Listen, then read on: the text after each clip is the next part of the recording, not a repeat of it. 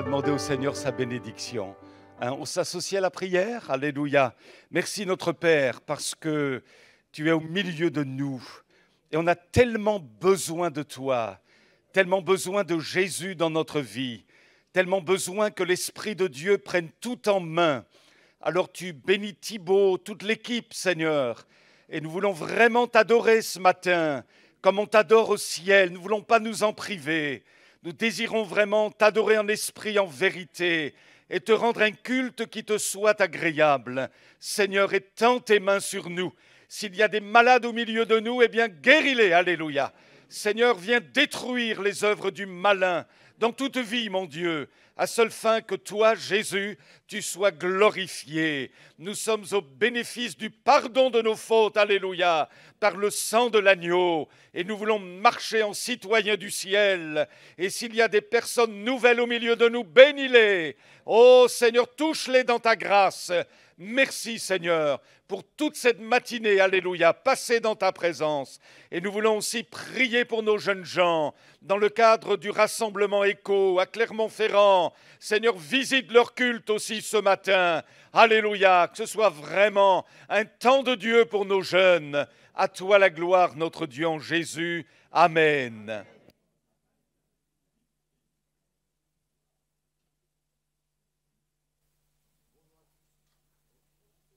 Technique. Ah, il y a de la technique, merci Mathieu. Bonjour à tous.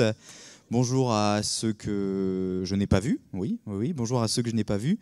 On se retrouve ce matin pour louer le Seigneur, l'adorer, pour écouter sa parole aussi, qui nous sera apportée par notre frère Daniel. Et nous avons demandé sa grâce au Seigneur et nous croyons que nous l'avons par la foi en lui.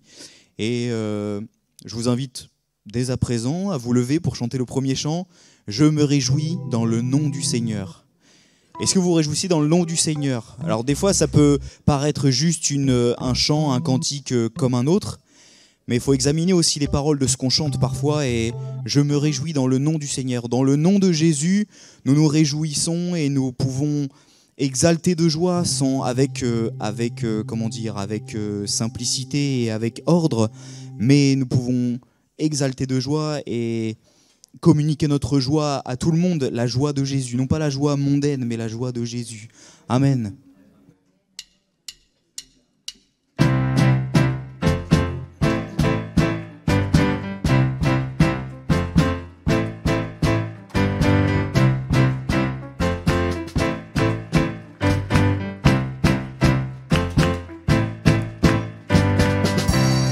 Je me réjouis dans le nom du Seigneur.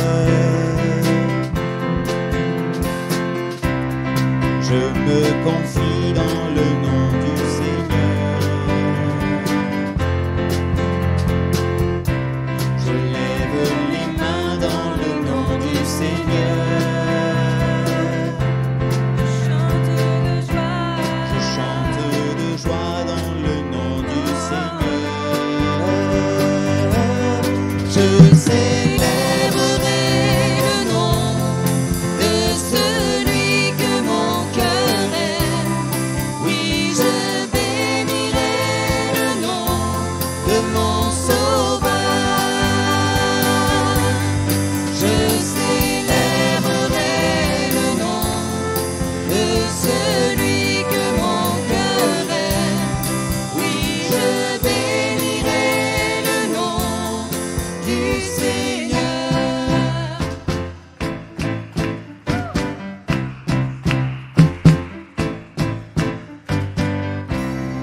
Je me réjouis dans le nom du Seigneur. Je me confie dans le nom du Seigneur. Je lève les mains dans le nom du Seigneur. Je chante de joie dans le nom du Seigneur. Je célébrerai le nom de celui que mon cœur aime. Oui, je bénirai le nom de mon Sauveur. Je célébrerai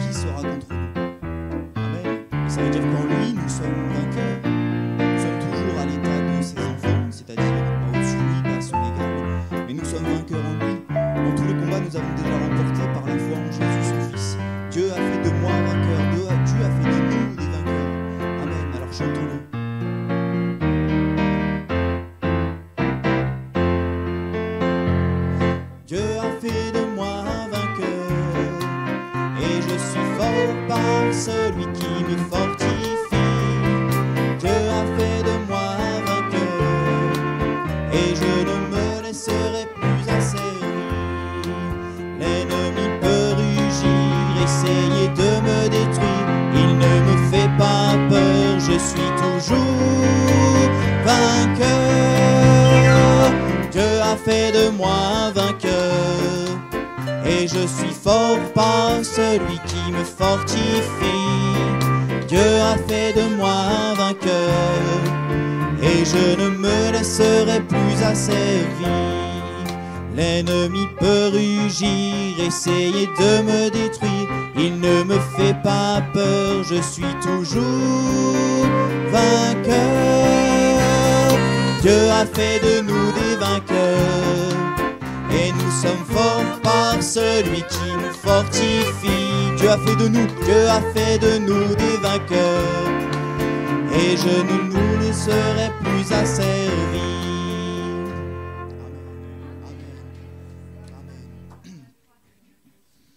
Notre Dieu est puissant, comme je l'ai dit juste avant, notre Dieu est puissant, il est tout puissant, et c'est ce que nous voulons chanter par ce prochain chant. Dieu est puissant, il est juste et grand, il peut tout accomplir, selon sa volonté bien sûr, et dans les prières nous pouvons avoir ce que nous voulons, mais seulement si c'est dans sa volonté, et nous pouvons tout avoir. Amen. Dieu est tout puissant.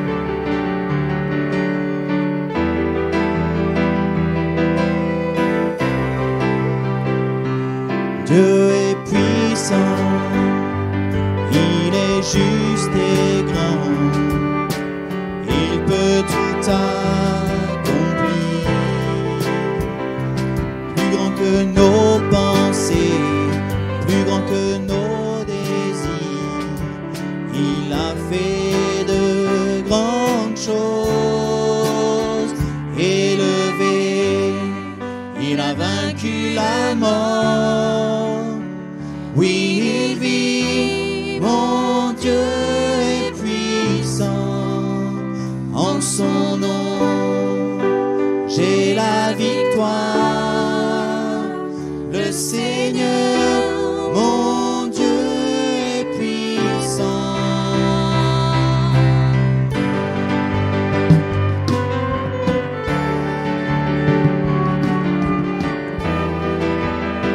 Dieu vit en nous par son esprit, c'est par son esprit qu'il vit en nous. Dieu vit en nous, il est parmi nous, il ouvre la voie,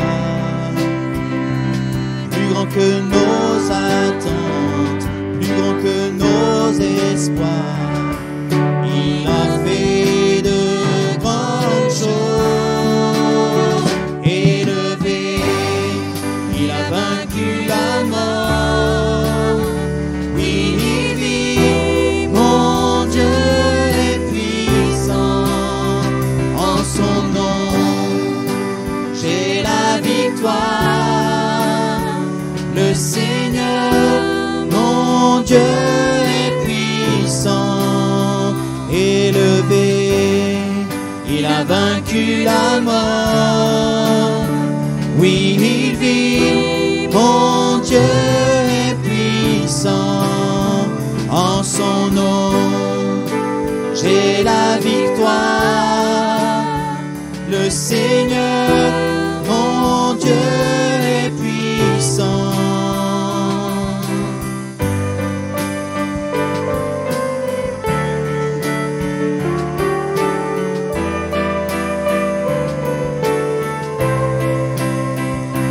Dieu est ici, sa grâce nous conduit, il ne s'éloigne jamais, il ne s'éloigne jamais.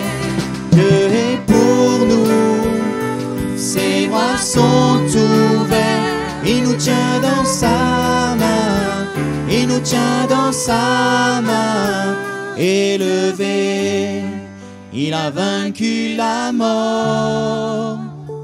Oui, il vit, mon Dieu est puissant, en son nom j'ai la victoire.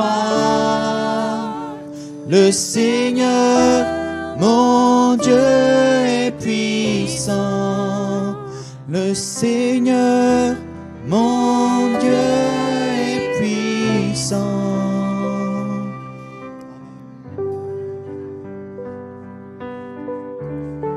Merci, merci mon Jésus. Merci pour ce que tu fais dans nos vies. Merci premièrement pour ce que tu es, mon Dieu. Tu as envoyé ton Fils Jésus pour nous sur la croix. Oui, sur la croix, pour nos péchés. Et tu es tout puissant parce que, eh bien, il n'est pas mort. Il n'est pas resté mort dans le tombeau. Il est ressuscité le 3e jour. Son corps est ressuscité. Et il est élevé aujourd'hui dans le ciel, à côté de toi, à ta droite. Et il intercède pour nous en notre faveur. Gloire à toi, mon Jésus, pour ce que tu fais, pour ce que tu as fait, pour ce que tu fais et ce que tu feras encore dans nos vies. Dieu est puissant, alléluia. Dieu est tout puissant. C'est le seul Dieu tout puissant. Amen, amen.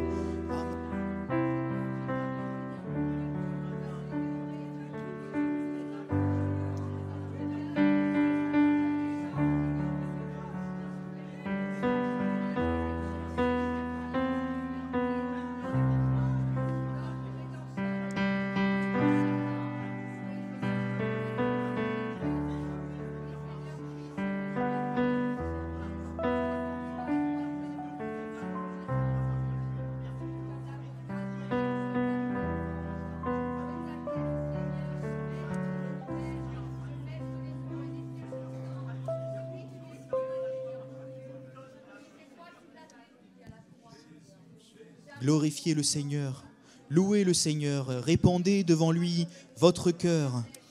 Oh, laissez les requêtes de votre vie de côté, mais louez le Seigneur, adorez-le de tout votre cœur, que toute la louange qui est dans votre cœur se répande à ses pieds comme un doux parfum, doux et agréable, de bonne odeur. Oh Seigneur, oui, merci pour ce que tu es, merci pour ce que tu fais. Je te loue et je t'adore, roi des rois, pour qui tu es, oui, pour ce que tu fais. Merci parce que j'ai une glorieuse espérance, non pas un espoir d'un jour voir ta gloire, mais une espérance. C'est-à-dire que je sais que je te verrai un jour. Et mon cœur se réjouit chaque jour en énumérant ça dans mon cœur, que je te verrai avec toi, je te verrai dans le ciel pour l'éternité. Oui, c'est une espérance. Amen, amen, amen.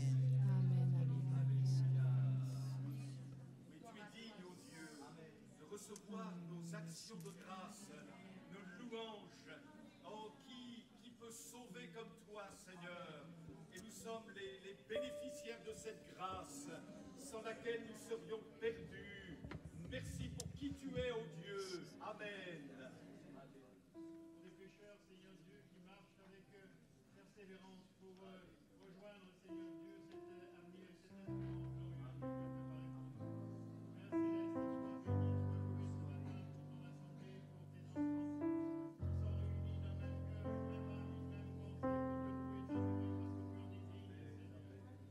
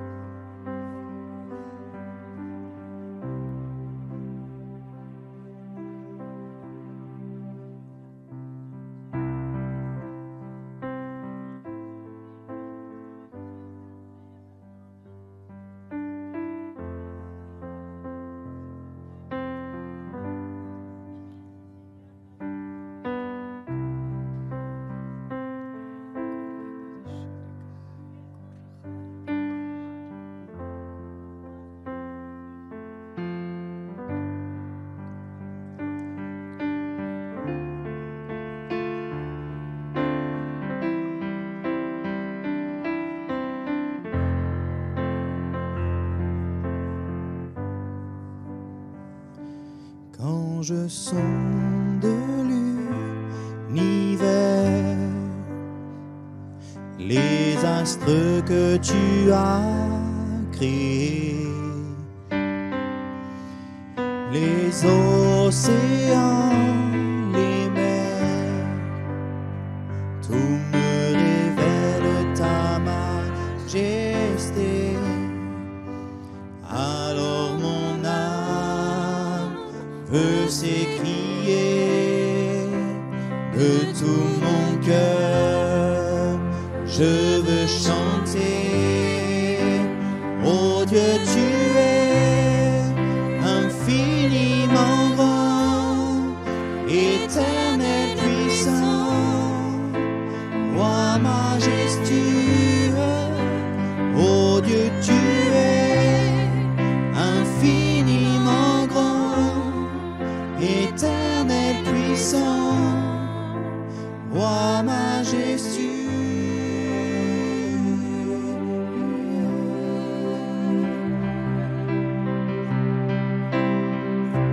Quand je songe que tu m'as fait, que tu t'es révélé à moi, que pour moi tu as tout créé, tout me révèle ta bonté. Alors mon âme veut s'écrier de tout mon cœur, je veux chanter. Alors mon âme veut s'écrier de tout mon cœur, je veux chanter. Oh Dieu, tu es infiniment grand, éternel, puissant, roi majestueux. Oh Dieu, tu es infiniment grand, éternel, puissant, roi majestueux.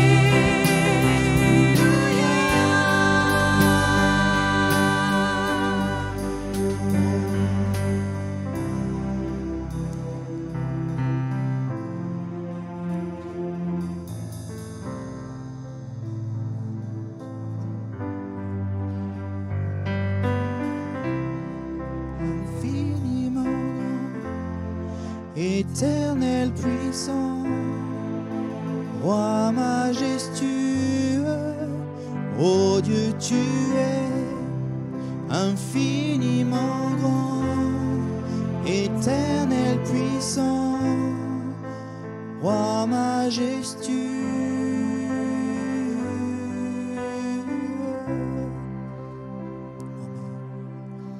Je vais appeler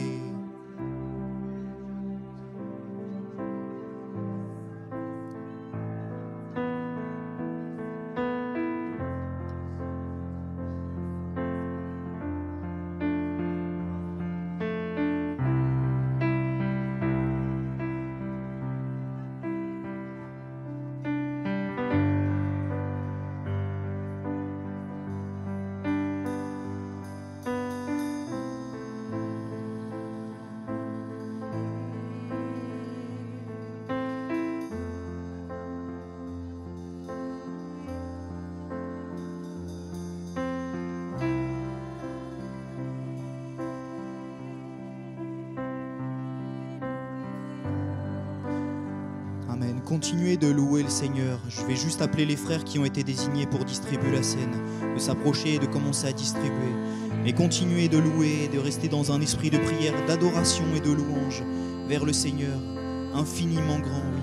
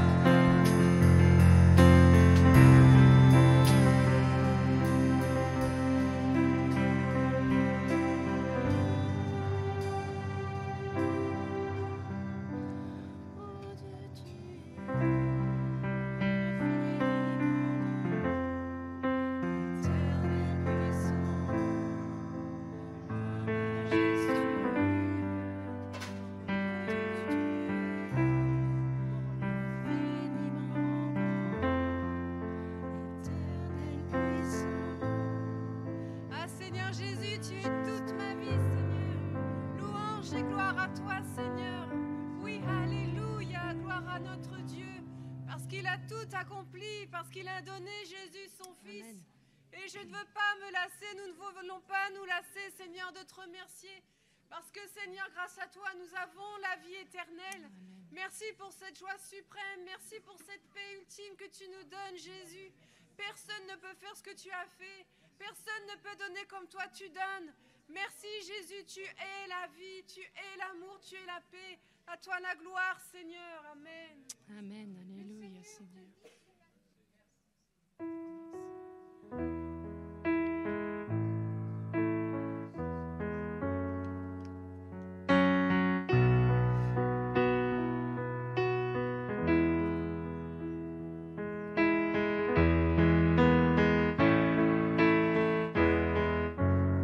Ce chant, le titre, c'est Attaché à la croix. Mais pour expliquer un petit peu, voilà, ce que nous venons de prendre, le fruit de la vigne et le pain, c'est le corps de Jésus qui représente le pain, qui a été meurtri, et le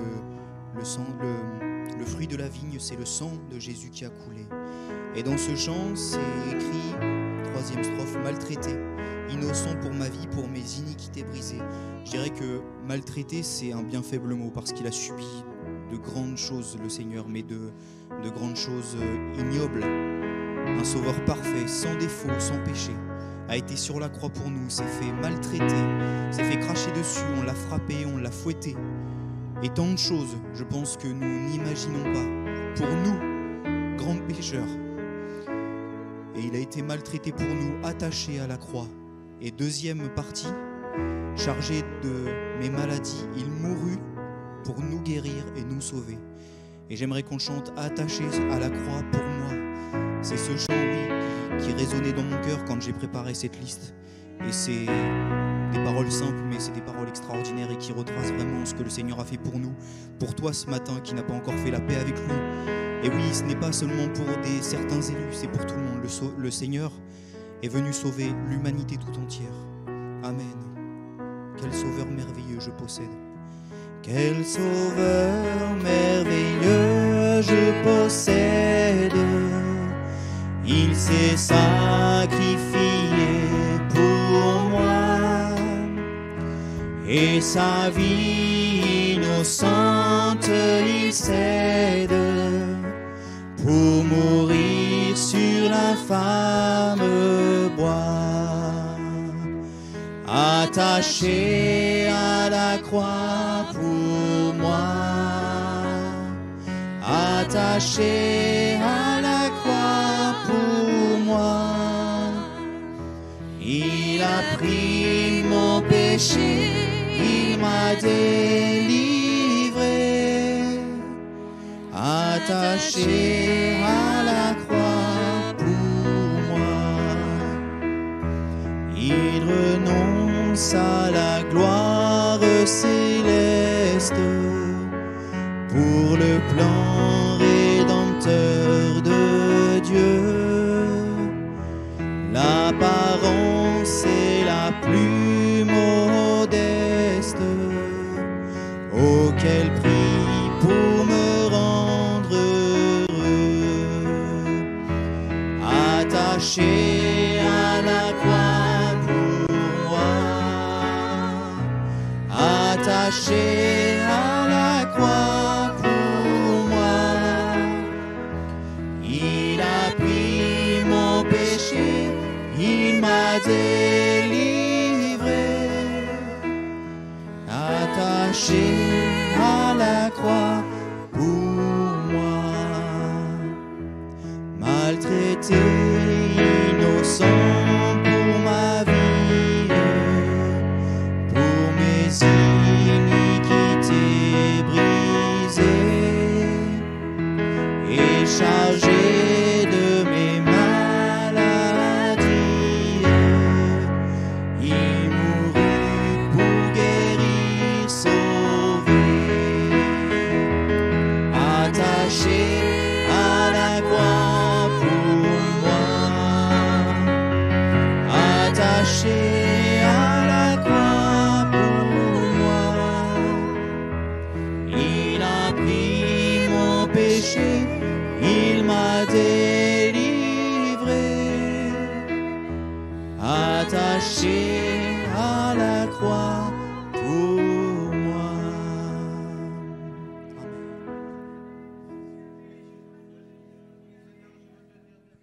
Gloire à Dieu, Amen. Ah oui, que de bons moments, on passe ensemble dans la présence de Dieu et on se réjouit comme ça sera bien au ciel. Hein. Alléluia. Alors on poursuit nos réflexions concernant les temps de la fin.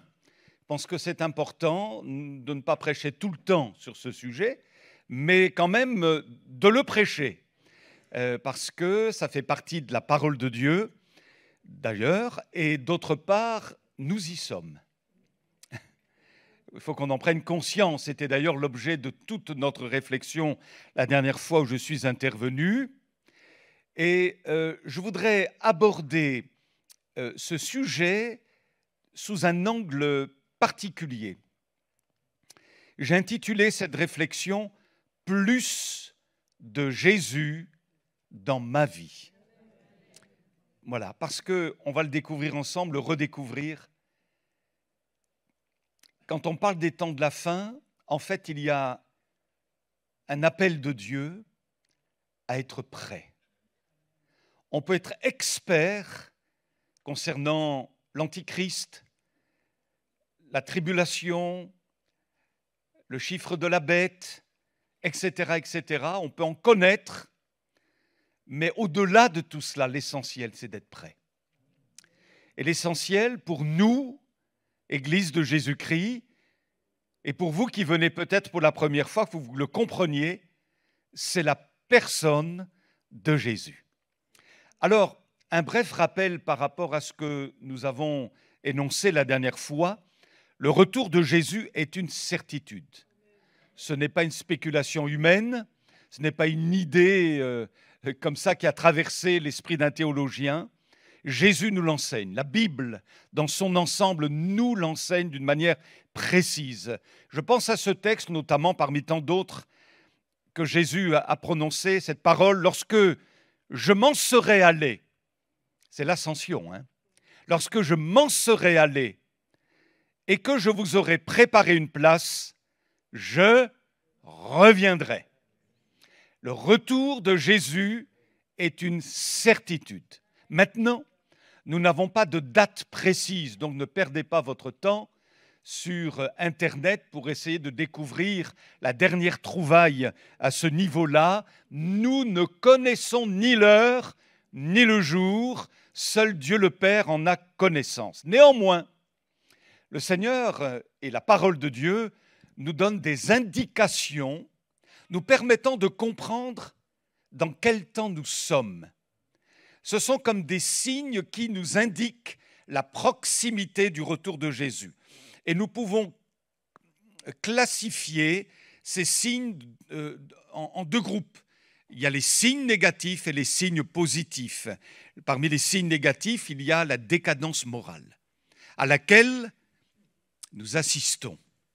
D'ailleurs, l'apôtre dira, dans les temps de la fin, les hommes seront égoïstes, amis de l'argent, orgueilleux, blasphémateurs, rebelles à leurs parents, ingrats, impies, violents, etc. Deuxièmement, nous assisterons à des chamboulements divers sur la terre, à savoir des menaces de guerre, j'utilise les propos bibliques, des tremblements de terre et des famines. Et puis concernant l'Église, nous allons aussi assister à une intensification de la persécution. 250 millions de chrétiens dans le monde sont persécutés. Et puis, nous assisterons à la prolifération de faux enseignements. Je ne reviens pas là-dessus puisqu'on a réfléchi sur ces sujets. Et puis en signe positif, il y en a 3. La visitation du Saint-Esprit dans le monde entier. Dans ces derniers temps, je répandrai mon esprit sur toute chair. Sous-entendu, toute chair se revendiquant de la personne de Jésus. Je répandrai de mon esprit. L'Esprit de Dieu se répand dans le monde. Deuxième signe positif, l'Évangile sera annoncé dans le monde entier. Le rêve des missionnaires du 19e siècle.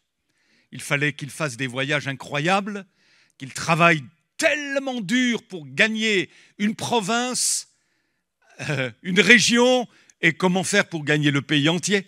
Aujourd'hui, un seul clic, Internet. Et dans les contrées les plus reculées, on peut entendre parler de Jésus-Christ, sans même qu'un missionnaire ait été jusque-là. Mais béni soit Dieu, Jésus l'a dit. Il faut que cette bonne nouvelle soit annoncée dans le monde entier, alors viendra la fin. Et puis, troisième signe qui est l'essentiel, le principal signe, le retour du peuple juif sur sa terre. Il y a de nombreux textes qui en font allusion, notamment celui-ci, dans Jérémie, « Voici, les jours viennent, dit l'Éternel, où je ramènerai les captifs de mon peuple d'Israël et de Juda, je les ramènerai dans le pays que j'ai donné à leur père, et ils le posséderont. » Que ça plaise ou pas. Nous n'entrons pas dans des spéculations politiques, mais nous savons qu'il y a une destinée réservée au peuple d'Israël. Le peuple d'Abraham, peuple duquel est issu Jésus, et par conséquent, eh bien, gloire à Dieu, nous faisons partie de l'Israël de Dieu, c'est-à-dire de l'Église de Jésus-Christ. Réunissant juifs, convertis et païens des nations, c'est cela, l'Église. Et après que l'Église soit enlevée, eh bien, il y a encore une destinée pour Israël, mais nous verrons ça plus tard. Alors, par rapport à tous ces signaux auxquels nous assistons, et je vous l'ai dit la dernière fois, nous faisons partie d'une génération exceptionnelle au plan prophétique. Et quelque part, parfois, je ne sais pas si ça vous est arrivé, il y a des moments où je me dis, mais pourquoi je suis né à cette époque? Je ne sais pas si ça vous est arrivé de dire ça. Mais pourquoi je suis né à cette époque? Voilà. Et puis, je ne sais pas, je me vois peut-être au Moyen-Âge ou à l'ère moderne, ou je ne sais pas. Bon. Mais non, c'est merveilleux d'être né dans cette génération. Gloire à Dieu. Et pour les plus anciens d'entre nous, quand vous avez entendu à la radio l'inauguration de l'État d'Israël en mai 1948, vous assistiez en live à une prophétie biblique qui se réalisait. Et quelle prophétie! Après tant de siècles de diaspora, Le peuple juif est de retour. Et ils reviennent encore comme attirés par une main invisible. Et les Juifs du monde entier vont faire leur aliyah. Il faut revenir à Jérusalem. Il y en a certains qui ne comprennent même pas pourquoi. Et d'ailleurs, vous avez vu, il y a comme une intensification de l'antisémitisme encore aujourd'hui, de telle sorte que, et ça je crois que Dieu le permet, que son peuple retourne en Israël. C'est le plan de Dieu, c'est le projet de Dieu. Quand Israël tousse, les nations s'enrhument. Aujourd'hui, on parle de l'Ukraine, de la Russie, ça ne va pas tarder. Nous allons entendre à nouveau parler d'Israël et de Jérusalem. Et quand il y aura des bruits de guerre concernant Jérusalem, Israël, alors mes amis, tendons l'oreille, ouvrons les yeux, parce que tout va se dérouler là, selon les prophéties. Alors, quelles sont les recommandations du Seigneur dans cette perspective du retour proche de Jésus? Comment devons-nous réagir? Est-ce qu'il faut qu'on soit saisi d'une psychose? Jésus revient! Vous voyez, je veux plus avoir d'enfants. Imaginez un jeune couple. Non, non, Jésus revient, c'est pas la peine d'avoir des enfants. Jésus revient, c'est pas la peine d'acheter une maison. Jésus revient. Bon, soyons pas jusque boutistes à ce point-là quand même. Ça fait partie d'une dimension extrémiste, me semble-t-il. Mais la parole nous enseigne, et c'est Jésus qui nous le dit, à ne pas être troublés. Quand bien même l'antéchrist serait décelé, combien même on saurait qui il est et qu'il est en train d'agir actuellement, la Bible nous dit, ne te trouble pas. Quand vous verrez ces choses arriver, levez vos têtes, votre délivrance approche. Et puis le Seigneur nous dit de bien discerner en quel temps nous sommes. Troisièmement, nous sommes invités par les paraboles aussi de Jésus, en lien avec les temps de la fin, à nous consacrer à Jésus, à donner vraiment notre vie à Jésus, et quatrièmement, à nous tenir prêts. Maintenant, quand on lit les textes de la Bible qui touchent au temps de la fin, vous lisez par exemple dans le livre du prophète Daniel, il y a bien des prophéties intéressantes à ce sujet, les écrits de l'apôtre Paul, les écrits de Pierre aussi, et puis évidemment l'Apocalypse, il y a de nombreuses questions qui se posent. Par exemple, qui sont les 24 anciens? Qui sont les 144 000? Est-ce que ce sont les témoins de Jéhovah? Vous avez la réponse. Qui est la bête, le faux prophète, le dragon, l'antichrist? Que représente la femme enceinte enveloppée du soleil, ayant la lune sous ses pieds et une couronne de 12 étoiles sur sa tête? Qui sont les deux témoins dans l'Apocalypse? L'Église vivra-t-elle la grande tribulation? Comment va se passer l'enlèvement de l'Église? Qu'est-ce que le millénium? Y a-t-il des étapes au retour de Jésus? Que représente la marque de la bête? Le chiffre 6, 6, 6. D'ailleurs, la Bible dit qu'un personnage appelé la bête montant de la terre va amener tous les hommes à se faire marquer d'un signe sur la main droite ou sur le front. Ça commence à exister. Et personne ne pourra acheter ou vendre sans porter ce signe. Et tant d'autres questions encore. Et nous allons, dans les prochaines réunions, un peu nous attarder sur ces sujets-là. Mais j'ai envie de dire, frères et sœurs, et c'est le thème de mon message, le cœur de mon message, ce n'est pas le plus important. Le plus important, c'est Jésus. Le plus important, c'est notre relation avec Jésus. C'est la teneur spirituelle de nos vies devant Dieu. Et il y a, me semble-t-il, et je voudrais vraiment que vous y soyez sensibles ce matin, une interpellation capitale du Saint-Esprit en ce qui concerne les temps de la fin. Quand vous ouvrez le livre de l'Apocalypse, au verset 1, il est dit tout de suite « révélation de Jésus-Christ ».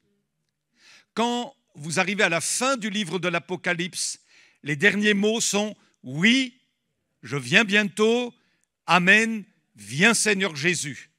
Et voyez-vous, le thème principal des temps de la fin, le centre du livre de l'Apocalypse, ce n'est pas le chiffre 666, ce n'est pas la bête, ce n'est pas l'antichrist, ni toutes les autres choses, le jugement des 7 coupes, des 7 trompettes, etc. Le centre du livre de l'Apocalypse, c'est Jésus. C'est Jésus. Ça commence par Jésus, ça se conclut par Jésus, et au cœur de l'Apocalypse, c'est toujours Jésus.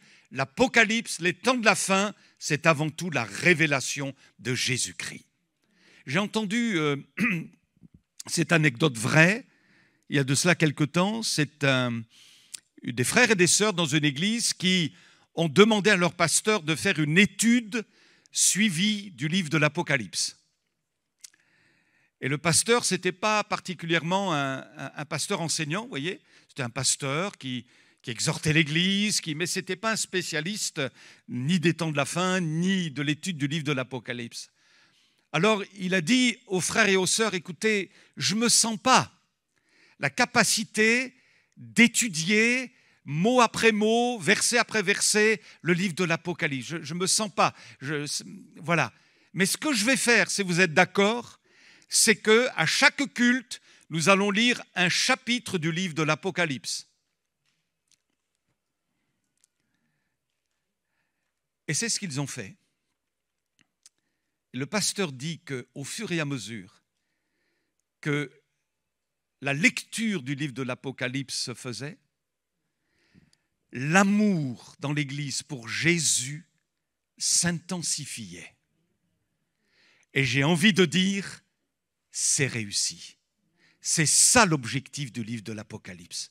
Que nous nous approchions de plus en plus de Jésus, sachant que les temps sont courts, et que nous vivions à 100% pour le royaume de Dieu, et que Jésus-Christ soit authentiquement au centre de notre vie comme au centre de l'Église.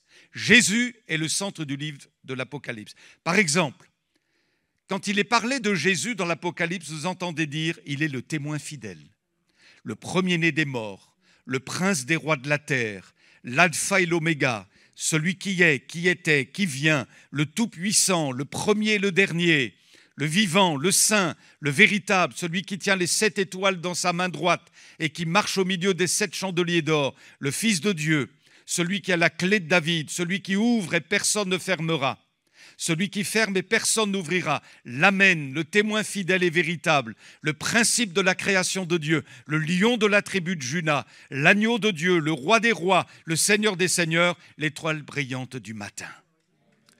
Oh, alléluia! Alléluia, Jésus, amen. Alors ma question est celle-ci, frères et sœurs. Où en es-tu avec Jésus? On peut venir dans une église évangélique, mais sans être prêt. On peut même avoir été baptisé, même baptisé dans l'esprit, sans être prêt. Et il y a là comme une interpellation particulière du Seigneur. Quelle est la place de Jésus dans ta vie, dans ma vie? Quelle est la place? Il ne prendra pas plus de place que je lui autoriserai, parce qu'il est délicat. Il frappe à la porte. Si quelqu'un entend ma voix et ouvre la porte, alors j'entrerai. Mais il ne force pas les portes. Il ne force pas à la conversion. Il y a évidemment une interpellation céleste à travers la parole, à travers l'esprit, mais jamais Jésus ne forcera une âme. Jamais. Il tend la main, il frappe à la porte. Mais quelle place a-t-il dans notre vie? Quelle place a-t-il dans votre foyer, dans votre maison, dans votre couple, si vous avez l'extrême privilège d'avoir un conjoint converti? Quelle est la place de Jésus dans votre vie? On raconte que dans les pays scandinaves, alors on est d'accord ou pas, peu importe, mais vous allez comprendre l'illustration. Il y a de grands tableaux représentant des scènes bibliques. La scène, par exemple, Jésus guérissant, Jésus enseignant dans la synagogue, etc. Et donc, il y a une famille qui aimait le Seigneur et qui avait un tableau de Jésus à la maison. Bon, on est d'accord ou pas, peu importe, on est d'accord là-dessus. Ils avaient un tableau de Jésus. Et la grande question était, où on va mettre le tableau? Alors, la mère s'est dit, oh, on va le mettre dans la salle à manger, comme ça on le verra tout le temps. Et puis les enfants ont dit « Oh non, c'est pas très joli dans la salle à manger. » Bon, quand cela ne tienne, on va mettre le tableau dans le couloir. Et puis il y en a un qui a dit « Oh non, dans le couloir, ça ne va pas. » Bon, dans une chambre. Allez, on va le mettre dans ta chambre à toi. Ça a duré qu'un temps. Dans la chambre de l'autre. Et ensuite dans la chambre de l'autre. Mais finalement, où on allait mettre Jésus? Eh bien, le tableau de Jésus a fini dans le cagibi. C'est une illustration. On a bien compris. Au début, quand on se convertit, quand on est de nouveau, ah, Jésus, Jésus, Jésus. Le premier amour. Vraiment, vraiment, le Seigneur, on est prêt à gagner le monde entier pour sa cause. Alléluia, on est bouillant, presque trop. Et puis le temps passe. Il y a eu des soucis, il y a eu des complications, il y a eu parfois des déceptions. Et puis finalement, au fur et à mesure, d'une manière presque imperceptible, on ne s'en est pas rendu compte, Jésus a changé de pièce dans notre cœur. Il n'est plus au centre comme avant, il est passé dans une autre pièce. Et puis il est passé dans un autre compartiment. Et puis finalement, il est arrivé à la périphérie de notre vie. Il n'est plus celui dont notre âme a soif. Et finalement, ça se répercute dans notre relation personnelle avec Dieu. À tel point même que notre relation avec Dieu, elle est quasi inexistante parfois. On ouvre la Bible qu'à l'église, où on ne prie qu'en rendant grâce à table, mais il n'y a plus de soif. On n'est plus capable de tenir ne serait-ce qu'une heure, une demi-heure dans la présence de Jésus. Le Saint-Livre n'est quasiment plus ouvert. Vous voyez, on peut en arriver là, alors qu'au début, il était vraiment au centre. Et c'est là le défi que nous devons relever les uns et les autres. Plus de Jésus dans notre vie. Plus de Jésus dans notre vie. Et voyez-vous, il y a le pasteur David Wilkerson qui avait dit ceci, mais si nous n'avions plus de miracles, et si nous n'avions plus de beaux bâtiments dans nos locaux qui rassemblent l'Église, et si nous n'avions plus de bons musiciens, et si nous n'avions plus d'instruments de musique, et si nous n'avions plus ceci, et si nous n'avions plus cela, finalement, et si nous n'avions que Jésus?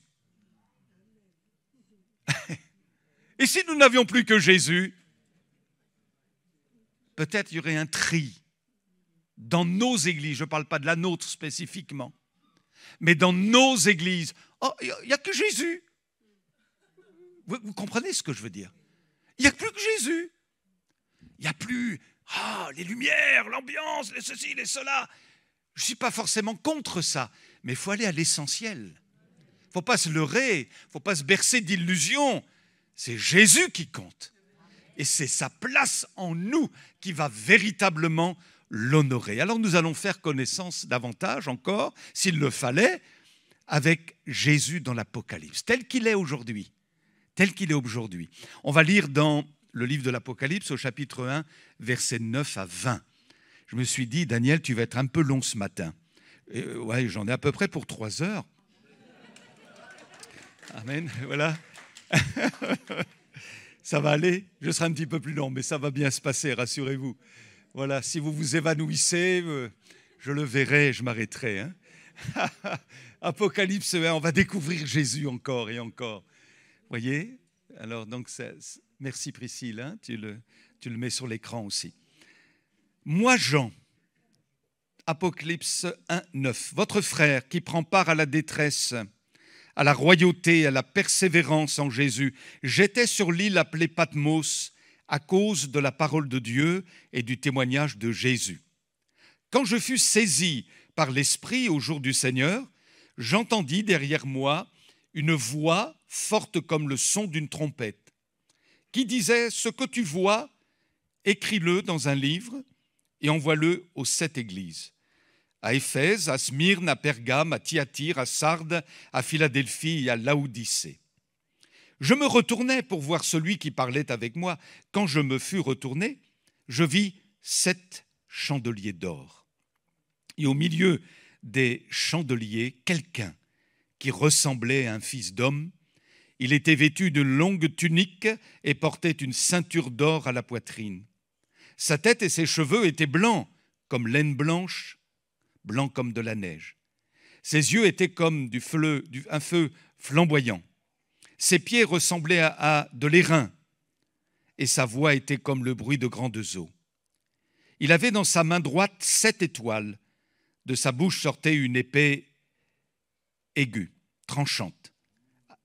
Et son visage était comme le soleil lorsqu'il brille dans toute sa puissance.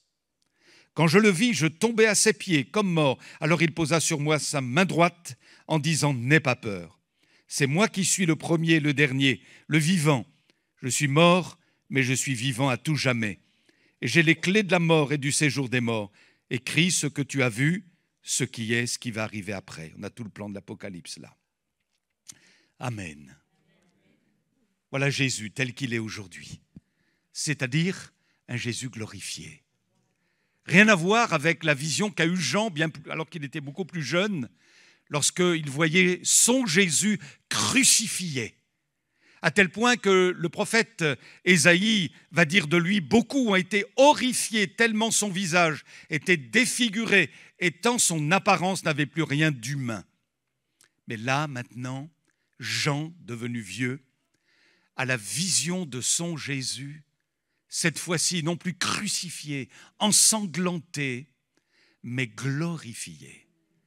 Et c'est ce Jésus-là que nous prions, que nous aimons, que nous adorons et que nous verrons au temps marqué par lui. Alors la description que nous avons lue de Jésus révèle au moins 5 aspects de son ministère. 5 aspects, toujours actuels. Le premier aspect est celui-ci. Jésus marche au milieu de son Église. J'entends une voix, c'est celle de Jésus. Et il se retourne pour voir qui lui parlait. Et tout de suite, il voit 7 chandeliers d'or. La question se pose, mais que représentent les chandeliers? Le verset 20 nous en donne la réponse. Les chandeliers sont les 7 églises. Et l'on pourrait dire, ils représentent l'Église avec un grand E. Un chandelier, ça sert à quoi, bien-aimé? À éclairer. De la même manière, l'Église sert à éclairer le monde dans lequel nous vivons. D'ailleurs, Jésus nous dit, vous êtes la lumière du monde. Ça fait plaisir, hein? Quand j'étais à l'école, on ne m'a jamais dit que j'étais une lumière. Je ne sais pas vous, mais moi, on ne m'a jamais dit, tu es une lumière, Daniel. Mais ce qui est extraordinaire, c'est que Jésus me dit, Daniel, tu es une lumière. Waouh! Et vous aussi, il n'y a pas que moi, vous aussi, je suis une lumière. Oh Seigneur, est-ce possible? Quand une ville est construite au sommet d'une colline, elle ne saurait échapper au regard. Il en est de même d'une lampe, si on l'allume, ce n'est pas pour la cacher sous une mesure à grain. Au contraire, on la fixe sur son support et on la place le plus haut possible pour qu'elle éclaire tous ceux qui sont dans la maison. C'est ainsi, dit Jésus, que votre lumière devra briller aux yeux de tous. Quel témoignage devons-nous avoir, hein? C'est ainsi que notre lumière doit briller aux yeux de tous pour que ceux qui vous côtoient remarquent le bien que vous faites et qu'ils en attribuent la gloire à votre Père céleste. Le chandelier sert à éclairer. Là où tu es, finalement, plus que tu ne le penses, tu éclaires ce qui t'entoure. Tu éclaires tes enfants inconvertis, s'ils le sont. Tu éclaires ton mari inconverti, ton épouse inconvertie, tes membres de famille, tes collègues de travail, par ton attitude, par tes propos, par ta manière d'être, par les valeurs qui sont les tiennes. En fin de compte, il n'y a pas besoin de faire des choses extraordinaires, mais par le simple fait que nous sommes enfants de Dieu, remplis du Saint-Esprit, nous communiquons quelque chose. Nous apportons la lumière de Jésus-Christ en toute simplicité. Gloire à Dieu. Et vous savez quoi? Ces chandeliers sont en or. C'est le métal le plus précieux, l'or. Et voyez-vous, ce ne sont pas ni la Maison-Blanche, ni le Parlement à Paris qui font vibrer le cœur de Jésus, mais c'est son Église. Parce qu'elle est constituée d'hommes et de femmes, de jeunes et de moins jeunes, de blancs, de jaunes, de noirs, qui ont été sauvés par grâce en plaçant leur confiance dans le sacrifice sanglant de Jésus. Alléluia. Et nous sommes précieux aux yeux de Dieu, mes amis. Même si parfois nous pourrions douter, mais Seigneur, pourquoi tu me laisses dans cette situation? Pourquoi je suis ainsi dans la difficulté? Mais qu'est-ce que tu fais? Si le Seigneur pouvait te faire ressentir, malgré cela, combien tu lui es précieux et précieuse. Il nous aime, alléluia. Mes amis, l'Église est appelée à une destinée glorieuse. Glorieuse. Amen.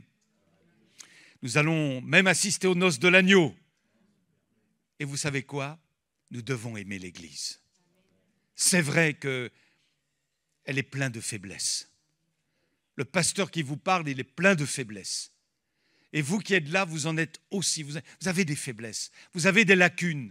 Nous sommes en marche. Et l'on pourrait toujours critiquer l'Église. Vous savez, dans toutes les églises que j'ai faites, il y a toujours eu des critiqueurs. Toujours. Parce qu'on n'est pas encore au ciel. Alors une fois, ce sera trop fort. Une autre fois, ce ne sera pas assez. Une autre fois, c'est la lumière qui est trop forte, ça brille là. Enfin non, ça clignote là. Une autre fois, c'est le voisin qui fait trop de bruit. Une autre fois, c'est la prédication qui n'est pas très intéressante. Vous êtes d'accord? On ne sera jamais complètement satisfait. Jamais. Mais ce qui est important, c'est que comme l'Église est d'institution divine, qu'elle est le corps de Christ, qu'elle est destinée à vraiment à des choses glorieuses, eh bien, je dois l'aimer. Vous savez, on a tous eu notre part dans l'Église de déception. Moi qui vous parle, je peux vous dire que j'en ai eu des déceptions, des critiques et tant de choses. Mais j'aime l'Église parce que Jésus l'aime et parce que Jésus va donner gloire à son nom en la transformant, alléluia, au temps marqué par lui, quand elle sera là-haut, alléluia, et qu'il n'y aura plus d'imperfection, plus de péché, béni soit Dieu. On sera transformé à l'image de Jésus. Ce sera vraiment formidable. Mais où est Jésus? Eh bien, Jésus, il marche au milieu des chandeliers d'or. Jésus, il n'est pas à la porte de l'église, comme dans l'Apocalypse, vous savez, il y a une église où Jésus n'était plus du tout dedans. Il était à l'extérieur. Mais Jésus marche au milieu des chandeliers d'or. Il est au centre de l'église. Vous savez quoi? L'église, elle est christocentrique. Dès lors qu'on parle de tout ce que vous voulez sauf de Jésus, il y a un problème dans l'église. L'église, elle est christocentrique. Jésus doit être au centre, quelle que soit la dénomination. Quand Jésus est au centre de l'église, c'est une bonne église. Quand Jésus est annoncé, prié, adoré, chanté, eh bien c'est que c'est une bonne église. Mais dès lors que Jésus n'est plus mis à la première place, là il faut avoir des doutes quant à cette église. En tout cas, ce qui est rassurant, c'est qu'il marche au milieu de son église. On ne sait pas comment les choses ont évolué, mais il est au milieu de son église, c'est rassurant. Et le Seigneur nous dit, je ne te délaisserai pas, je ne t'abandonnerai pas. Amen. Deuxième aspect du ministère de Jésus, c'est qu'il est le souverain sacrificateur de l'Église. Il porte, verset 13, une longue robe ou une longue tunique. Et qui portait à l'époque en Israël une longue tunique? Le souverain sacrificateur. Oui, merci. Le souverain sacrificateur. Et Jésus est notre grand souverain sacrificateur. Vous savez que le grand souverain sacrificateur a 3 fonctions essentielles. Première fonction, il présente le sacrifice dans le lieu très saint pour le pardon du peuple. C'est un moment solennel, le jour du grand pardon. Lévitique chapitre 16. Quelle solennité, mes amis. On n'imagine même pas à quel point c'était des moments solennels. Parce qu'on ne s'approche pas de Dieu comme ça. Il pourrait nous foudroyer en raison de sa sainteté absolue. Jésus n'est pas notre copain. On ne s'approche pas de Dieu comme ça. D'ailleurs, n'a-t-il pas été dit à Moïse, ôte tes chaussures de là, le lieu où tu marches est un lieu saint. Attention.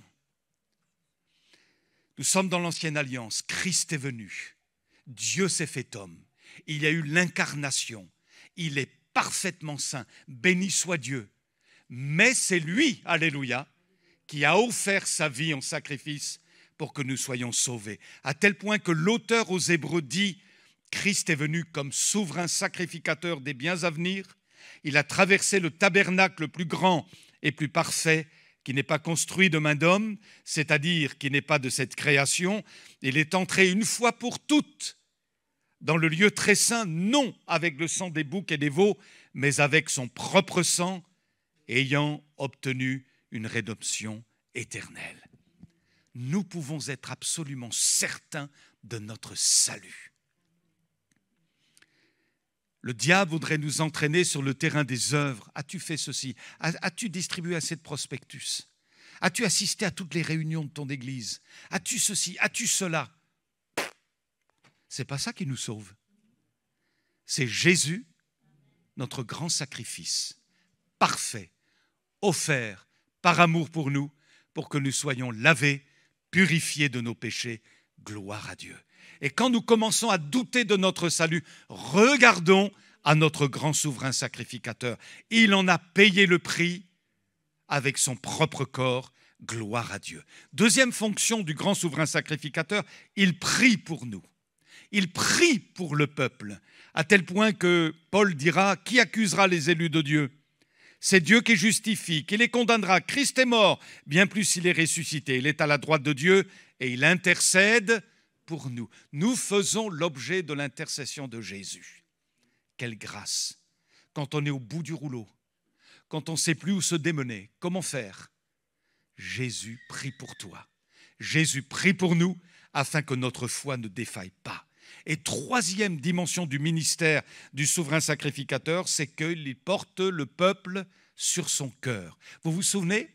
On va voir peut-être l'image du pectoral.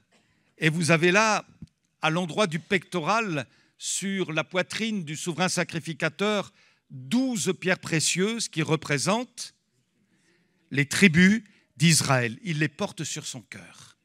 Il a compassion pour le sort du peuple et surtout le sort spirituel du peuple. De la même manière, Jésus, notre grand souverain sacrificateur, nous porte sur son cœur. Quand nous sommes en danger, quand nous sommes en difficulté, quand nous sommes au bout du rouleau, nous n'avons pas un souverain sacrificateur qui ne puisse compatir à nos faiblesses. Il a été tenté comme nous en toutes choses, sans commettre de péché. Approchons-nous donc avec assurance du trône de la grâce, afin d'obtenir miséricorde, de trouver grâce pour être secourus dans nos besoins. Amen. Gloire à Dieu. Vous tenez bon? Troisième point, Jésus purifie son Église. Ah, je touche peut-être un point compliqué là. Jésus purifie son Église. Vous savez que dans nos églises, et c'est mondial, il y a, me semble-t-il, comme une baisse de sanctification. Autrefois, peut-être que, alors je parle maintenant comme un vieux monsieur, il y avait une certaine rigueur, peut-être à l'extrême, même que les dames n'avaient même pas le droit de montrer leur avant-bras. Il fallait avoir la veste ou le vêtement jusqu'au poignet. Et à peine pouvait-on voir les chevilles, parce qu'il fallait que les jupes soient très très très longues, et puis surtout pas de rouge à lèvres. Oh là là, c'est démoniaque en prenant la coupe du Seigneur. Enfin voilà, tout ça, voyez-vous, c'est dans le passé. Et voilà, bon, ça n'empêchait pas qu'il y avait aussi bien des problématiques dans les églises malgré tout, hein. Mais il y avait un sens quand même, on peut retenir ça, de la sainteté à l'éternel. Vous comprenez? Ce qui fait que peut-être qu'aujourd'hui, c'est une réflexion que je mène avec vous, il y a comme une baisse où c'est plus la préoccupation principale du peuple de Dieu. La préoccupation principale, c'est d'avoir un bon moment de louange, gloire à Dieu pour les moments de louange. Mais Dieu ne considère pas que ça. Il va au-delà de ça et il regarde nos vies. Comment je mène ma vie devant Dieu? En regardant la télé tous les jours? Voyez-vous? en lisant des magazines mondains à longueur de journée, en étant addict aux jeux vidéo. Vous comprenez ce que je veux dire? Il faut vraiment que le Seigneur nous ramène à l'essentiel. Nous n'avons pas à être comme les puritains du XVIIe, XVIIIe siècle, mais néanmoins, il faut avoir une notion du Dieu saint. Et Jésus purifie. Nous sommes appelés, vous et moi, à vivre une sanctification progressive, intensive, pour être prêts devant Dieu. Ça ne nous empêche pas de bien vivre, de savoir avoir de l'humour, de rire, d'être heureux, gloire à Dieu. Mais il y a des choses qui ne collent pas avec la vie d'un enfant de Dieu ou avec une église. Que Dieu nous aide, alléluia. Que Dieu nous aide à entrer dans cette dimension. Alors il y a ce passage que nous avons lu, sa tête et ses cheveux étaient blancs comme de la neige blanche. Ses yeux étaient comme une flamme de feu. Ses pieds étaient semblables à de l'airain ardent. Tout cela nous parle de la sainteté de Dieu. Saint, saint, saint est l'Éternel. Alléluia. Un jour, c'est le pasteur Arthur Katz qui a raconté ça. Je ne sais pas si vous avez entendu parler de lui, un juif converti à Jésus-Christ. Et alors, il avait autrefois un ministère itinérant, c'est un Américain. Il arrive dans une superbe structure. Il est invité à prêcher. Il est assis avec ses collègues et alors il voit une église vraiment waouh, vous savez, le top quoi, de ce qu'on peut présenter aujourd'hui. Bon. Et puis, à un moment donné, il y a une magnifique chorale qui interprète un chant « I need Jesus ». J'ai besoin de Jésus. Magnifiquement interprété. Waouh! Les voix, alors là, franchement, Lydia aurait été contente, quoi. Franchement, quelque chose de très bon, de waouh! Et le pasteur Arthur Katz, qui est là, assis sur l'estrade, se dit, mais qu'est-ce que je vais apporter à une église comme ça? D'autant plus qu'il était fatigué avec toutes ces missions qu'il faisait. Il y avait une sorte d'épuisement en lui et il ne se sentait même pas en capacité de proclamer quelque chose, d'édifier cette église, tellement elle lui semblait belle, bien construite, bien édifiée, tout ça. Et tout à coup, au cœur du chant, tout à coup, en plein milieu du chant, l'Esprit de Dieu saisit Arthur Katz avec un mot qui s'intensifiait de plus en plus dans son cœur, faux, faux, faux, faux. Il combattait, il dit, mais c'est quoi? C'est faux quoi? Faux, faux, faux. Comme si l'Esprit de Dieu n'était pas en accord avec ce qui se passait, ce qu'il se disait. Faux, faux, faux. Et lui, il se disait, mais alors c'est un homme très sensible à l'esprit. Et il arrive, poussé par le Seigneur, il ne sait pas ce qu'il va dire, il ne sait même plus ce qu'il va dire. Il arrive devant le pupitre et il commence à faire « I need Jesus, ha ha ha, I need Jesus ». Il se moque. Même lui-même se disait « Mais qu'est-ce que je suis en train de faire ?» Vous imaginez un peu? Il était conduit par l'Esprit, un peu comme les prophètes de l'Ancienne Alliance. Et là, il dénonce le péché. Et à la fin de sa prédication, des gens se lèvent dans l'auditoire. Pardon, je vis dans l'adultère. Pardon, je suis addict à la pornographie. Pardon, je n'ai fait que critiquer. Pardon, je n'arrête pas de mentir, etc. Une confession généralisée du péché dans l'Église. Un moment d'humiliation, de repentance, à tel point que l'Esprit de Dieu est passé par là, il a guéri, il a ôté la culpabilité, il a détruit la puissance du mal, et cette Église a été comme revigorée, reprenant conscience de la nécessité du Dieu saint, de vivre en harmonie avec le Dieu saint. Que le Seigneur soit béni. Jésus purifie son Église. Dans le livre de Malachie, il est dit, il siégera pour fondre et épurer l'argent. Oui, les descendants de Lévi, et nous pouvons en quelque sorte dire que nous sommes comme les descendants de Lévi. Il les purifiera, il les affinera comme l'or et l'argent, et ils seront alors pour l'Éternel des hommes qui lui présenteront l'offrande dans les règles. Vous savez, parfois nous sommes éprouvés, frères et sœurs. Ça ne marche pas comme on voudrait. Et vous savez quoi? Ça nous pousse plus près de Jésus. Et quelque part, l'Esprit de Dieu met le doigt parfois sur certaines choses dans notre mentalité, notre manière d'être, notre caractère, tout ça. Et à travers toutes ces circonstances que nous considérons comme des circonstances négatives, éprouvantes, en fait, le Seigneur est en train de nous épurer. On ne se rend pas toujours compte, mais il est en train de nous épurer. Ça ne sera pas forcément dans la facilité, si tout marche comme sur des roulettes et tout ça, qu'on va progresser en réalité. Parfois, Dieu permet que le chemin soit vraiment étroit. Et là, il nous sanctifie. Waouh, il nous émonde, il nous prépare pour la grande rencontre, la grande réunion avec lui. Dieu soit béni. Quatrième aspect, on y arrive bientôt. Quatrième aspect du ministère de Jésus, toujours actuel, Jésus tient ses serviteurs dans sa main. Verset 16, il avait dans sa main droite 7 étoiles. Que sont ces étoiles? Verset 20, ce sont les anges des églises. Mes amis, est-ce qu'il y a un ange protecteur pour chaque église? Je ne le crois pas. Le terme grec est, traduisant ange, messager. En fait, et selon tous les commentateurs du livre de l'Apocalypse, il s'agit ici des responsables de chaque église, Smyrne, Éphèse, Thyatire, chaque responsable est comme cette étoile tenue dans la main droite de Jésus. Mais je veux rassurer tout le monde ce matin, les pasteurs ne sont pas des anges. Waouh, c'est pas un scoop, hein? Quelqu'un a décrit ainsi le pasteur parfait. C'est un homme qui prêche pendant 20 minutes, jamais plus.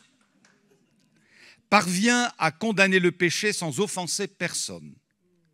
Travaille en moyenne 16 heures par jour, accomplissant tout dans l'église, gagne 700 € par mois et en distribue la moitié à des œuvres, est toujours bien habillé, élève une famille modèle, aide tous les sans-logis qui passent devant l'église. Il a 36 ans et vient de fêter ses 40 ans de ministère. Je ne sais pas comment il a fait. Il brûle de toucher les jeunes et passe tout son temps en compagnie des personnes âgées de la région. Il sait sourire tout en gardant le visage sobre et composé, car son sens de l'humour n'entame pas le sérieux de son engagement. Il réussit à faire une 20aine de visites par jour, passe chaque matinée à évangéliser dans les rues et ne quitte jamais son bureau au cas où quelqu'un aurait besoin de lui. Une seule mauvaise nouvelle, il en fait trop et il meurt d'épuisement à l'âge de 37 ans. Mes amis, un pasteur parfait n'existe pas. Ce qu'il faut savoir, c'est que néanmoins Dieu tient les responsables d'église dans sa main droite. Et pour nous, pasteurs, c'est rassurant. On se dit, Seigneur, moi, j'y arriverai pas, mais tu es avec moi. Et tu me tiens dans ta main droite. Alléluia. Si des jeunes pasteurs se lèvent, vous savez, les jeunes pasteurs, ils sont parfois gauches. Ça arrive. Ils n'ont pas l'habitude de prêcher. Ils sont un peu timides pour certains, quoique ça change beaucoup aujourd'hui. Mais vous voyez, un petit peu. Vous savez, j'ai remarqué parfois dans certaines églises, au lieu d'encourager les jeunes pasteurs, on tire dessus, quoi. Un jour, un éminent pasteur, un grand écrivain, tout ça, un homme de Dieu vraiment, waouh, d'envergure. Il arrive dans une église où il va travailler. C'est une grosse structure. Et puis, il y a là des gens importants dans le cadre administratif et tout. Et l'un d'eux va voir ce pasteur. Il est impressionnant, vous voyez, un cadre dans la société, tout ça. Donc, il vient devant ce pasteur. Et le pasteur, très humble, se dit « Oh là là, qu'est-ce qu'il va me dire ?» Il était impressionné. Et puis, ils échangent quelques mots et cet homme de grande taille va dire au pasteur « Écoutez, frère, je n'ai aucun ministère si ce n'est celui de vous aider. » Gloire à Dieu. Gloire à Dieu. Ça, c'est beau. Ça, c'est un bon état d'esprit. Quel que soit le niveau que nous ayons, quel que soit notre statut social, c'est bon de pouvoir aider, donner une main d'association. Parce que le pasteur, que ce soit le frère Baudelec ou d'autres, il n'est jamais complet. Il aura besoin d'être aidé. S'il croit qu'il pourra faire tout seul, il est mal. On a besoin de différentes, de complémentarité. Et béni soit Dieu. Quand il y a ce travail harmonieux, quand le pasteur lui-même apprend et sait déléguer aussi aux autres et discerner quels sont les potentiels dans la maison de Dieu, alors les choses doivent bien se passer. Toujours est-il que ce qui est important, c'est de prier pour les ministères. Vraiment. Vous savez, en général, un ministère, quand il vient sur l'estrade, vous voyez, waouh! Vous voyez, waouh! Merci, merci. Vous comprenez ce que je veux dire? J'ai connu mes pasteurs toujours bien, vous savez, en eux, vraiment vaillants. Mais après, quand je suis entré dans le ministère, je les ai côtoyés. Et j'en ai vu certains souffrir, pleurer, agoniser même, parce qu'il y avait des problématiques familiales, parce qu'il y avait de l'opposition dans l'Église, parce que c'était dur, parce qu'il y avait les pressions démoniaques, parce qu'il y avait de multiples tensions. Mais tout ça, évidemment, le pasteur ne va pas le dire, le crier toutes les prédications. Mais il faut que vous sachiez que ça existe, ça. C'est des réalités. Il y a le côté jardin et il y a le côté court. Et je vous assure, le côté court, parfois, waouh! Waouh! Donc, on a besoin de prière. Priez pour tous les pasteurs qui sont passés ici, les pasteurs que vous avez connus, que vous avez côtoyés. Priez, bénis-les, Seigneur. Bénis-les. Oui, ils ont besoin de toi. Qu'ils nous apportent une parole fraîche, une vraie révélation, qu'ils aient vraiment l'onction authentique de Dieu, qu'ils remplissent bien leur ministère. Dit à Archip de bien remplir son ministère. Vous vous souvenez de ce texte? Eh bien, que le Seigneur fasse grâce. Et puis je conclus. C'est bon, le cinquième aspect du ministère actuel de Jésus, Jésus donne sa parole à son peuple. Encore aujourd'hui, il est écrit au verset 16, de sa bouche sortait une épée aiguisée à double tranchant. C'est l'image de la parole, l'épée de l'esprit. Une parole qui tranche, une parole qui sépare ce qui est charnel de ce qui est spirituel. Alléluia. Et ici, il s'agit d'une parole qui concerne les temps de la fin. Et je vous lis simplement ce texte sans le commenter. On écoute bien? C'est Jésus qui le dit. C'est une parole de Dieu pour chacun de nous. Que le Seigneur nous fasse grâce. Ce qui arriva du temps de Noé arrivera de même au retour du Fils de l'homme. Car dans les jours qui précédèrent le déluge, les hommes mangeaient, buvaient, se mariaient, mariaient leurs enfants, jusqu'au jour où Noé entra dans l'arche. Ils ne se doutèrent de rien, jusqu'à ce que le déluge vienne et les emporte tous. Il en sera de même au retour du Fils de l'homme. Alors de deux hommes qui seront dans un champ, l'un sera pris, l'autre laissé. De deux femmes qui moudront à la meule, l'une sera prise, l'autre laissée.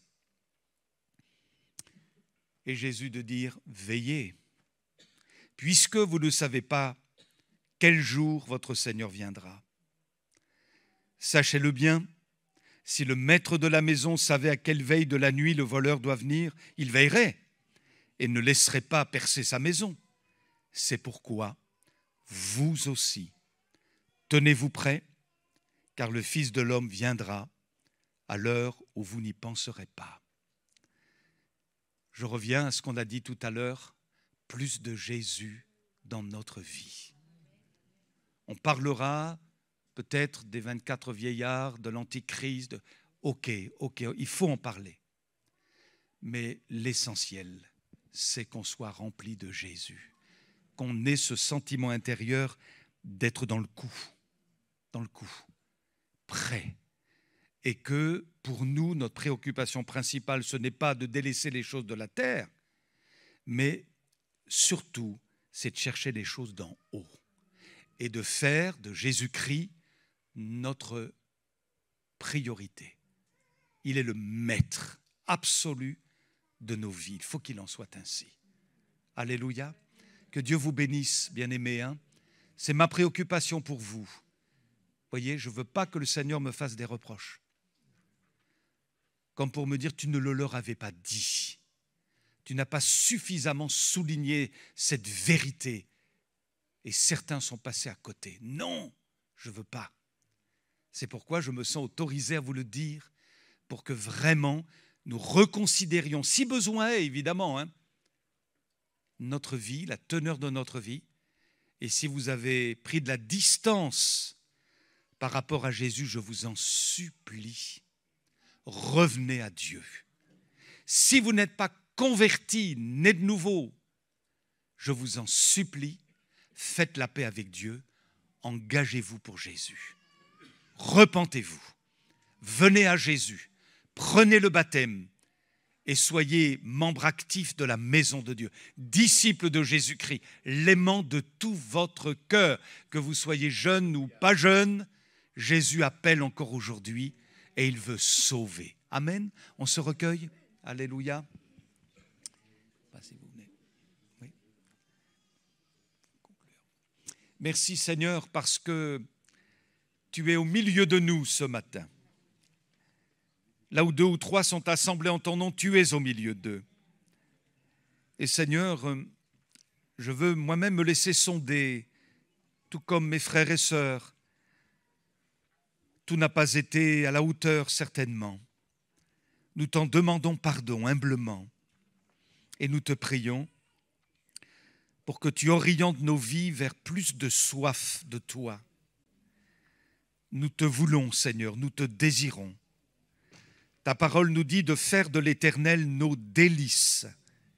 Seigneur, est-ce qu'on t'aime comme ça? Est-ce qu'on est vraiment assoiffé des choses d'en haut comme ça? On ne veut pas perdre, Seigneur. On ne veut pas prendre du recul. On ne veut pas s'engourdir. On ne veut pas devenir tiède. Seigneur, tu nous avertis par amour. Tu viens établir des vérités inébranlables dans notre cœur depuis que nous te connaissons. Et nous voulons les faire valoir de jour en jour. Nous voulons te ressembler. Nous voulons dire non au péché. Nous voulons avoir l'œil avisé concernant les séductions subtiles du diable. Nous ne voulons pas que le tentateur nous fasse déchoir de notre position. Aide-nous, Seigneur, à vivre pour ton royaume, à t'accueillir comme le maître incontesté de nos vies, comme le Seigneur de gloire. Seigneur, nous voulons peut-être mieux peaufiner nos temps de prière avec toi, nos temps personnels avec toi, notre lecture biblique personnelle. Aide-nous à être des hommes et femmes pieux, enracinés en toi, accomplissant ta volonté, Seigneur, et non pas la nôtre. Viens détruire en nous tous nos défauts de caractère. Viens nous dépouiller de notre ego, Seigneur, de notre orgueil parfois, de notre vanité. Seigneur, remporte ce matin les victoires que tu dois remporter dans notre vie et que ta parole porte du fruit dans nos vies pratiques. Éternel, fais-nous grâce. On ne veut pas juger notre frère, notre sœur à côté de nous. Nous avons suffisamment à faire avec nous-mêmes. Viens, Seigneur, nous transformer de gloire en gloire à ton image. Nous ne voulons pas manquer ce rendez-vous avec toi. Et si tu venais à te manifester dans ton glorieux retour, aujourd'hui, demain ou dans 10 ans, nous voulons être pris avec toi. Nous ne voulons pas rester parce qu'on aura été trouvé léger sur la balance. Seigneur, fais-nous grâce. Au nom de Jésus, fais grâce à mes frères, à mes sœurs, fais-moi grâce. Seigneur, on est devant toi, le cœur ouvert, et on te prie de faire cette œuvre de délivrance en nous. Sanctifie nos vies au nom de Jésus. Amen. Amen.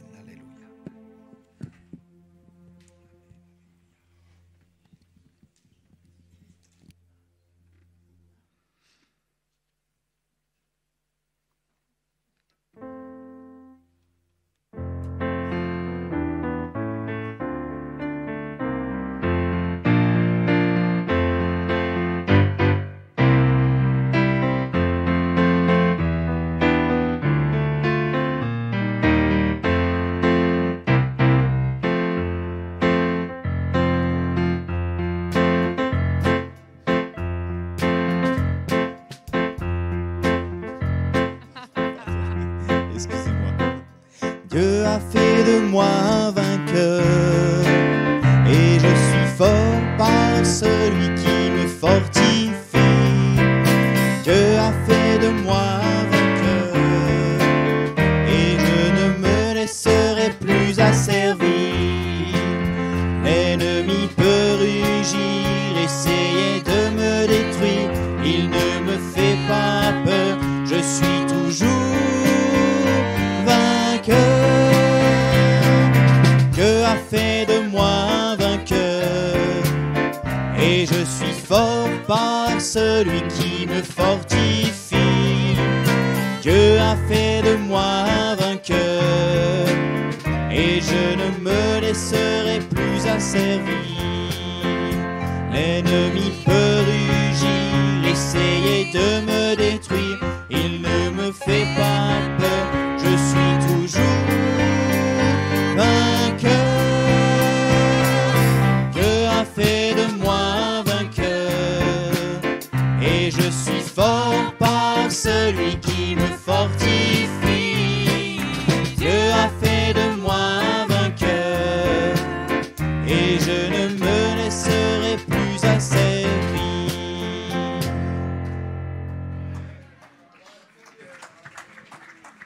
Gloire à Dieu, merci à Thibaut, à toute l'équipe, alléluia.